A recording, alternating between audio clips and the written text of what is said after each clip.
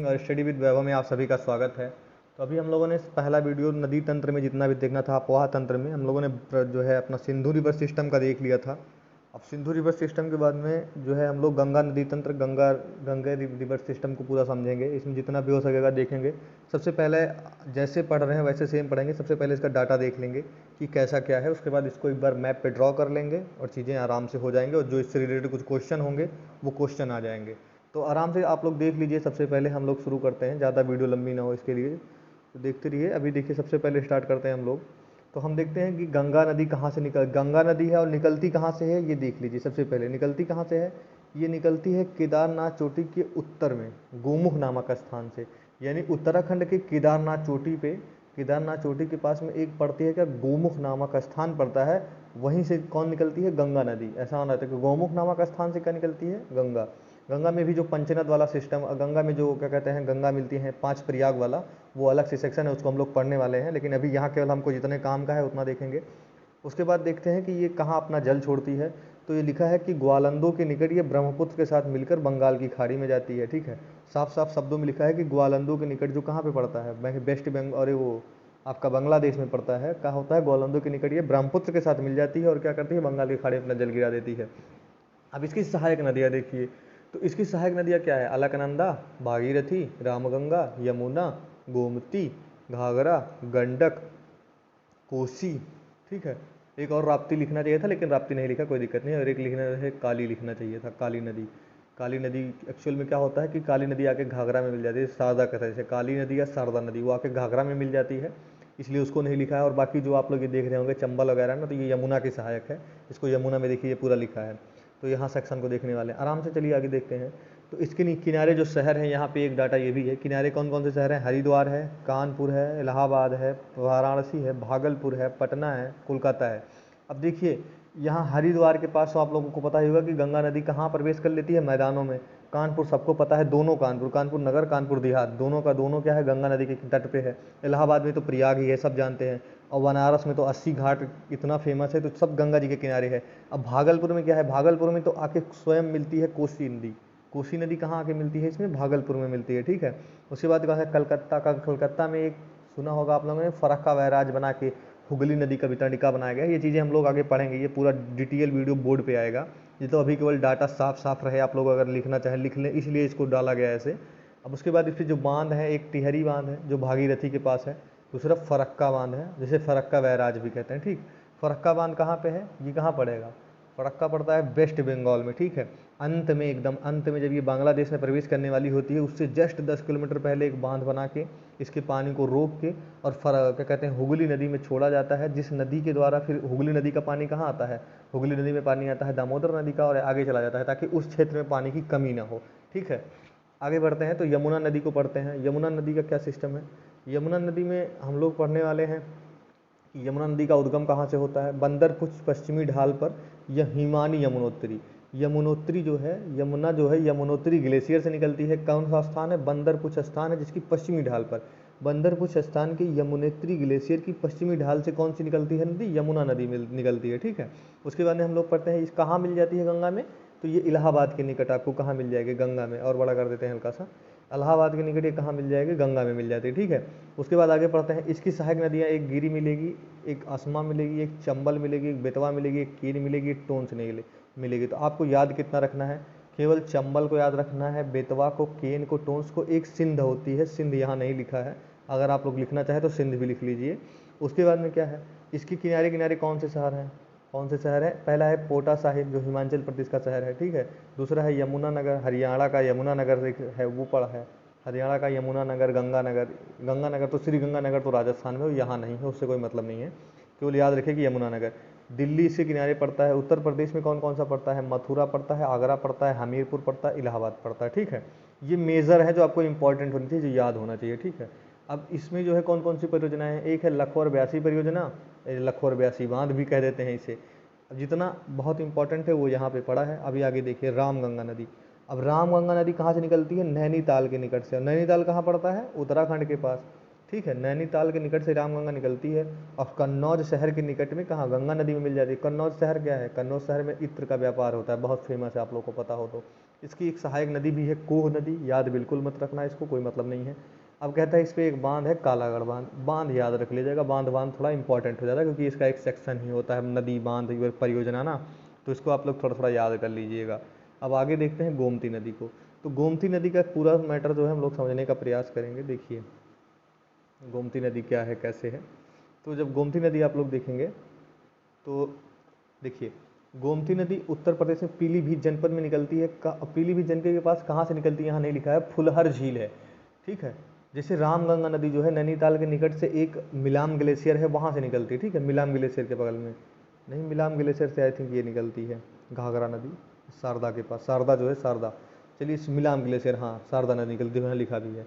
इसका रामगंगा जो निकलती है नैनीताल के निकट से निकलती है, याद रखिए। अभी इसमें और जो भी डिटेल होगा मिल जाएगा आपको। गोमती नदी क्या है, उत्तर प्रदेश में निकलती है, कहाँ से, पीलीभीत जनपद से निकलती है। एक क्या झील पड़ती है यहाँ पे, उसका नाम है फुलहर झील पीलीभीत में। और एकमात्र नदी है जो मैदानों से निकलती है, मैदानों से निकलती है, यानी मैदान से निकलती है और मैदान में चलती है, ठीक है। गाजीपुर के निकट ये गंगा नदी में मिल जाती है, यानी गोमती कहाँ गंगा में मिलती है, गाजीपुर में। ये सब हम पढ़ेंगे मैप पे अच्छे से देखेंगे। उसके बाद में इसकी सहायक नदी कौन कौन सी है, सई है, बहुत इंपॉर्टेंट, याद रखना, सब भूल जाना, सई मत भूलना। सई किसकी सहायक नदी है, गोमती की। सई के किनारे कौन सा शहर है बताइए, याद रखिएगा, बताइएगा। प्रतापगढ़ आई थिंक सई के किनारे है, ठीक है।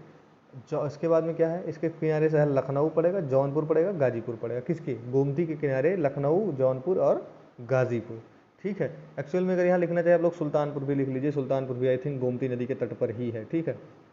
घाघरा नदी, घाघरा नदी जो है का इसका दूसरा नाम यहाँ सरयू नदी भी दिया है, ठीक है। ये नेपाल की क्या निकलता है, मपसा तुंग हिमानी यानी ग्लेशियर से निकलती है, नेपाल में मपसा तुंग ग्लेशियर से निकलती है।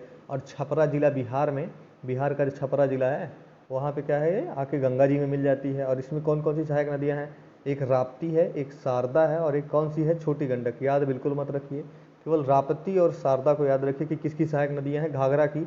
और राप्ती नदी के किनारे कौन सा शहर है आप बताइए, राप्ती नदी के किनारे, ये देखिए यहाँ लिखा है गोरखपुर है। अभी ये वाले सेक्शन में हम लोग देख लेंगे आराम से।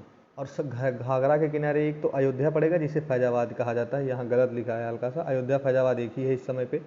दूसरा जिला लिखा है घाघरा के किनारे बलिया। अगर और लिखना चाहते हैं घाघरा नदी के किनारे तो बताइएगा, घाघरा बांध है इस पर, ठीक है। आराम से देखते हैं शारदा को। शारदा थोड़ा इंपॉर्टेंट हो जाती है, तिब्बत के पूर्वोत्तर में कुमायूं के निकट मिलाप हिमनद से निकलती है, ठीक है। मिलाप हिमनद या मिलाम हिमनद भी लिखा मिलता है ये, ठीक है। और ये बहराम घाट के निकट घाघरा नदी में मिल जाती है। बहराम घाट कहाँ पड़ता है, बाराबंकी जिला में पड़ता है। अगर आप लोग थोड़ा जानते हैं यूपी जिसको पढ़ना पड़ेगा ना, यूपी हम पढ़ाएंगे, हम लोग पढ़ेंगे, तो उसमें आप लोग देखेंगे कि ये बाराबंकी के पास शारदा नदी आके घाघरा में मिल जाती है, बाराबंकी के आउटर साइड में, जिसका स्थान का नाम है बहराम घाट, ठीक है। अब इसकी सहायक नदियाँ कुछ मत याद रखिए, इसमें एक रामगंगा है, आप कन्फ्यूज हो जाएंगे, बिल्कुल एक भी मत याद रखिए, केवल ये सरयू में जाके मिलती है, इतना याद रखिए, बाकी आपके किसी काम का नहीं है। और इस पर शारदा बांध है, इसी से एक नदी नहर निकाली गई जो उत्तर प्रदेश की सबसे लंबी नहर है ना, शारदा सहाय नहर, शारदा परियोजना, शारदा नहर, सबसे लंबी नहर इसी से निकाली गई, ठीक है। गंडक नदी अब देखते हैं हम लोग। गंडक नदी बहुत इंपॉर्टेंट हो जाती है, ये तिब्बत में नेपाल सीमा पर धौलागिरी पर्वत श्रेणी से निकलती है। कहाँ से, एक आप लोगों ने पढ़ा है धौलाधार और एक पढ़ा होगा धौलागिरी, जब हम लोग पर्वत पढ़ रहे थे, श्रृंखलाएँ पढ़ रहे थे, कहाँ पे, हिमालय में। हिमालय में जब नेपाल में पढ़ रहे थे तो नेपाल में हम लोग ऐसे पढ़ रहे थे कि अन्नपूर्णा, मकालू, मसालू, उसी में ये भी पढ़े थे, कौन सा, ये धौला जो पढ़ रहे हैं ये कौन सी श्रेणी, धौलागिरी। अगर धौलाधार श्रेणी पूछती वो तो हिमाचल प्रदेश उत्तराखंड के पास है, लेकिन धौलागिरी जो है पर्वत श्रृंखला है, ये नेपाल के, और थोड़ा आगे जाएंगे नेपाल और कंचनजंगा के बीच में, इधर वाले में अपना पड़ता है, जहाँ पहले क्या पड़ेगा, पहले अन्नपूर्णा पड़ेगा, उसके बाद में क्या कहते हैं धौलागिरी पड़ेगा, उसके बाद क्या कहते हैं मकालो, हाँ मसालू पड़ता है, मसालू के बाद क्या करता है एवरेस्ट पड़ता है, एवरेस्ट के बाद में क्या पड़ता है, मकालू पड़ता है। हाँ गाइस, अब आगे देखते हैं आराम से, इसमें क्या है जो भी बचा है। हम लोग गंडक तक पढ़ चुके थे, गंडक का पूरा मैटर देख चुके थे। गंडक में हम लोग कहाँ पहुँचे थे, गंडक में हम लोग जो पहुँचे थे वो पहुँच गए थे यहाँ तक कि कौन सी नदी कहाँ होता है, धौलागिरी पर्वत श्रेणी से निकलती है गंडक। और पटना में सोनपुर में जो है, पटना के सोनपुर में ये नदी में मिल जाती है। कौन सी नदी में मिलती है, गंडक जो है गंगा की सहायक नदी है। तो यहाँ नहीं लिखा है कि गंगा में मिल जाती है, तब भी याद रखिए कि गंडक क्या होता है, सोनपुर में आके किस में मिल जाती है, गंगा नदी में मिल जाती है। इसकी सहायक नदियाँ काली गंडक, त्रिशूली गंगा। याद बिल्कुल मत रखना, केवल इतना याद रखना कि इसके सहारे कौन सा शहर है इसके किनारे, पटना शहर है। ठीक है, आप लोगों ने पढ़ा होगा कि पटना नदी जो पटना शहर है, लेकिन याद रखिएगा गंडक पटना में बहुत आगे जाके मिलती है, इससे जस्ट पहले सोन नदी मिल जाती है। सोन की और गंगा के मिलन स्थल पे ही पटना शहर की स्थापना की थी उदयन ने किसी समय पे। ठीक है, कौन से उदयन थे ये, हर्यक वंश में जब आप पढ़ते हैं ना, तो वो जब जिन भाई साहब ने इसकी स्थापना की थी पटना की, तो इन्हीं दोनों के संगम पे की थी। लेकिन यह ये वो नहीं है, इसके जस्ट आगे, यानी कि गंडक से जस्ट पहले, थोड़ा सा पहले सोन नदी जाके पटना के पास मिल जाती है। अगर लोग मैप दिखेगा तो समझ में आएगा। त्रिवेणी के पास इसमें एक बैराज बनाया गया। बैराज का मतलब क्या, पानी को रोकने का एक तरीका होता है, बैराज बना के रोका जाता है, एज ए ब्रेकट समझ लीजिए कि बना के पानी को रोकना। राप्ती नदी, राप्ती नदी मैंने अभी बोला कि इसके किनारे गोरखपुर, एक केवल इतना याद रखें कि राप्ती नदी के किनारे गोरखपुर है। ये कहाँ से निकलता है, रुकुमकोट, नेपाल का स्थान है ये रुकुमकोट, वहाँ से निकलता है नेपाल की नदी से, और नेपाल के पास से अवरहस के निकट घाघरा नदी में मिल जाती है। याद बिल्कुल मत रखिए, बस इतना याद रखिए कि घाघरा नदी के सहायक है, और नेपाल के पास से रुकुमकोट नामक स्थान से निकलती है, और गोरखपुर शहर इसी के किनारे है। कौन सी नदी के किनारे, राप्ती के किनारे। अब अगला पेज देखते हैं, बहुत इंपॉर्टेंट है ये पेज भी, इसको देख लेते हैं हम लोग कि इसमें क्या मैटर है। तो कोसी नदी को पढ़ना है। कोसी की 7 प्रवाहें हैं, जिसे सप्तकोशी कहते हैं। सप्तकोशी में सबसे इंपॉर्टेंट धारा कौन सी है, अरुणा, जो कि माउंट एवरेस्ट के पास गोसाई थान सोड़ी से निकलती है। गोसाई थान के पास माउंट एवरेस्ट से कौन सी नदी निकलती है, कोसी नदी। कोसी नदी के एक्चुअल में क्या है ना, 7 धाराएं हैं, ऐसे ऐसे ऐसे ऐसे ऐसे ऐसे 7 धाराएं आके मिलती हैं, और क्या बन जाता है, सप्तकोशी मिलती है। ठीक, सप्तकोशी बन जाती है और एक नदी बन के निकलती है। तो सप्तकोशी का ये भाग है। ठीक है, इसको हम लोग जिसको देख रहे हैं अभी आराम से देख चुके हैं। ये भागलपुर जनपद में कारगोला के दक्षिण पूर्व में क्या होता है, गंगा नदी मिल जाती है। अब इसमें एक चीज़ नहीं लिखा है, या देखो लिखा है कि बिहार का शोक है। क्यों बिहार का शोक है, क्योंकि ये अपने साथ इतना मलबा लाती है कि अपना रास्ता बंद कर लेती है। उसके बाद में ये इधर उधर भटकने लगती है नदी बाढ़ के समय में।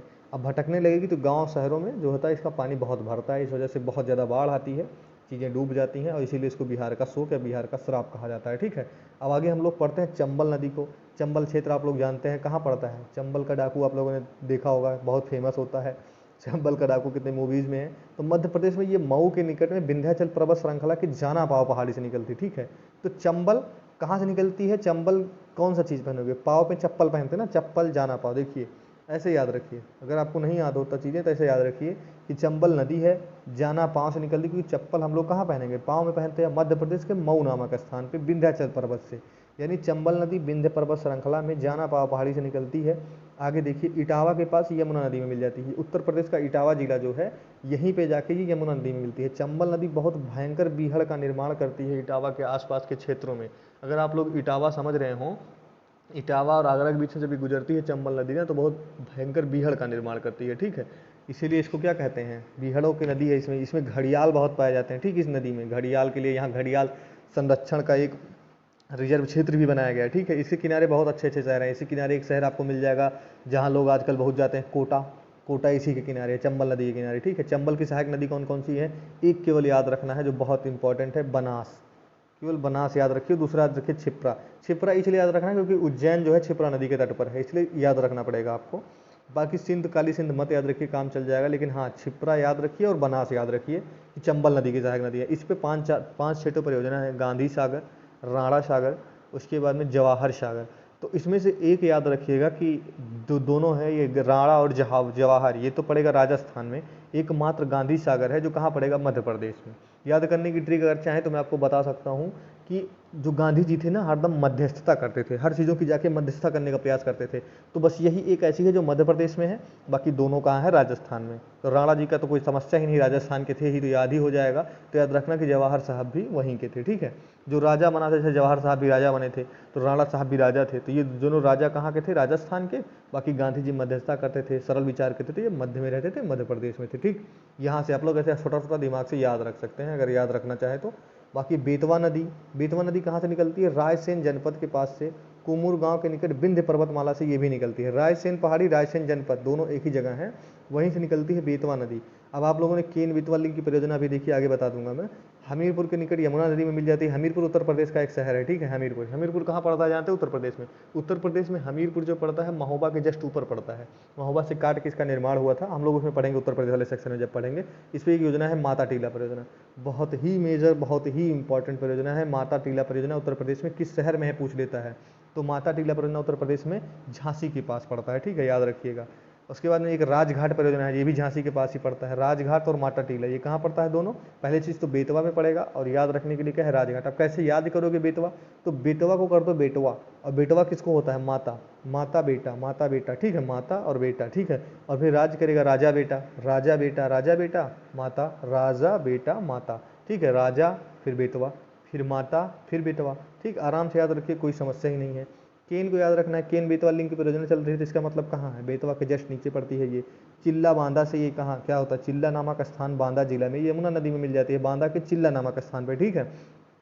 इसकी इसका जो वो होता है, ये बांदा क्या है? यमुना की ये भी सहायक है। और कहाँ से निकलती है? सतना जनपद के पास में कैमूर पहाड़ी, कैमूर हिल्स हम लोगों ने पढ़ा है, बहुत इंपॉर्टेंट कैमूर हिल्स है। कैमूर हिल्स के पास से सतना जिला जो है, मध्य प्रदेश का सतना जिला, वहीं से कैमूर पहाड़ी में ये क्या होता है? कैमूर पहाड़ी के पास से इसका उद्गम होता है, किसका? केन नदी का, ठीक है। उसके बाद आके यमुना में मिल जाएगी, फिर बांदा के पास। अब तमसा का केवल नॉर्मल देख लेते हैं कि इलाहाबाद में आगे मिलती है जाके। ये ऐसा मत सोचेगा कि त्रिवेणी नामक त्रिवेणी में मिलती है, जहाँ गंगा यमुना सरस्वती मिलती हैं, उससे थोड़ा और आगे आने पे ये मिलती है। इलाहाबाद में मिलती हैं, लेकिन थोड़ा आगे। इसके ज़्यादा इंपॉर्टेंट नहीं, केवल याद रखना है बस। एक सोन नदी बहुत इंपॉर्टेंट हो जाती है। सोन नदी अमरकंटक पहाड़ी से निकलती है, वही अमरकंटक पहाड़ी है ये, जिसके इस वाले सिरे से कौन सी नदी निकलती है? आपका नर्मदा निकलती है, लेकिन नर्मदा वाले सेक्शन में देखेंगे। पटना से पूर्व गंगा नदी में ये मिल जाती है जाके। आपको पता है पटना का स्थापना इसी के दोनों नदियों के संगम पे हुआ, मैंने अभी बात की थी पीछे। उसके बाद में इसकी जो सहायक नदी में एक आध ना याद रखिए, खाली एक याद रखिए, रिहंद। रिहंद किसकी सहायक नदी है? तो सोन की सहायक नदी है, और इस पर एक परियोजना है, बहुत इंपॉर्टेंट हो जाती है, वो हम लोग देखने वाले हैं, ठीक है। इसमें जो परियोजनाएं हैं हम उसी को देखने वाले हैं, बहुत इंपॉर्टेंट है, देखते हैं। ये हमारा लास्ट है, चलिए। इस पे दिया गया है एक डेहरी सिंचाई परियोजना, एक बराशवाड़, एक ये दोनों गुणों में देखिए, दूसरे वाले में है ये हमारा, यहाँ नहीं है। अगर यहीं पे एक होता इसके जगह पे रिहंद नदी, तो रिहंद नदी अगर हम लोग पढ़ते तो इतना याद रखें कि गोविंद बल्लभ पंत सागर जो बना है बांध, ये रिहंद नदी पे बना है, सोन नदी से जस्ट पहले रोक के। एक क्या कहते हैं, एक गोविंद बल्लभ पंत सागर कृत्रिम झील का निर्माण हुआ है, जो कि भारत की सबसे बड़ी कृत्रिम झील है। कहाँ पे निर्माण हुआ है? उत्तर प्रदेश के सोनभद्र जिला, अगर आप लोग देख रहे हो तो वहीं के किनारे इसका निर्माण हुआ है। सोनभद्र कहाँ पड़ता है? अगर नीचे उत्तर प्रदेश का ऐसे ललितपुर भी बनाइए और यहाँ जाके सोनभद्र बनाइए, तो यहीं पे निर्माण हुआ है, ठीक है। हम लोग देख लेंगे इसको। अब आता है दामोदर नदी, जो कि छोटा नागपुर पठार के पास पलामू जिला से निकलती है, ठीक है। फुल्टा के पास हुगली नदी में मिल जाती है। फुल्टा द्वीप आप लोगों ने पढ़ा होगा। फुल्टा द्वीप पे कौन जाके छिपे थे? जब फारूक से क्या कहते हैं उन्होंने, अलीवर्दी के खान के बाद एक बैठे थे ना, बंगाल के नवाब बैठे थे, उन्होंने जब क्या किया था, इन लोगों को दौड़ाया, मतलब अंग्रेज़ों को जब दौड़ाया था इन्होंने, कलकत्ता से भगाया था, तो कलकत्ता के जितने गवर्नर थे, जितने भी वो थे, सब जाके फुल्टा द्वीप पे शरण ले लिए थे, ठीक। उसी के बाद सबको पकड़ के लाए थे, जब ये क्या कहते हैं आपके नवाब जो थे, उन्होंने क्या किया था कि इनको ला के जब यहाँ बंद किया था, तो लोगों को क्या हुआ था? ब्लैक होल ट्रेजिडी हो गई थी, बहुत लोग मर गए थे, 146 में से 123 मर गए थे। तो यही वह द्वीप है, फुल्टा द्वीप, ठीक है। दामोदर नदी यहीं से निकलती है, और हुगली की सहायक नदी है। दामोदर नदी को एक्चुअल में क्या कहते हैं ना, ये जैविक आपदा दामोदर नदी को कहते हैं, क्योंकि इसमें क्या कहते हैं, जीव नहीं, बहुत विषम अवस्था में है। इसमें कोई जीव रहे ना, तो रहने की बहुत कम संभावना है उसके जीवन के बचने का। इसमें कुछ परियोजनाएं आपको देखने को मिल जाएगी, और कुछ इसकी नदियाँ, जैसे बराकर नदी किसकी सहायक नदी है? दामोदर की, बस एक याद रखिए। धनबाद शहर इसके किनारे पड़ता है, ये याद रखिए। उसके बाद में आपको याद रखना है केवल कि क्या, इस पे 2-3 परियोजना, तिलैया परियोजना और कोनारा परियोजना, इतना याद रखिए बस। बाकी अभी के लिए इतना ही। अब अगला काम जो होगा मैपिंग का होगा, हम लोग मैपिंग करेंगे, ठीक ठाक तरीके से मैपिंग होगी, और जितना इससे रिलेटेड वन लाइनर की एग्ज़ाम का क्वेश्चन बन जाएगा, हम लोग वन लाइनर के एग्ज़ाम टाइप क्वेश्चन देख लेंगे। तो स्टडी विद वैभव को देखने के लिए बहुत बहुत धन्यवाद, और हो सके तो प्लीज़ चैनल को लाइक करिए, और हो सके थोड़ा बहुत सब्सक्राइब करवा दीजिए। आप ही लोगों का चैनल है यार, आपका अपना है, तो please like share and subscribe. धन्यवाद देखने के लिए।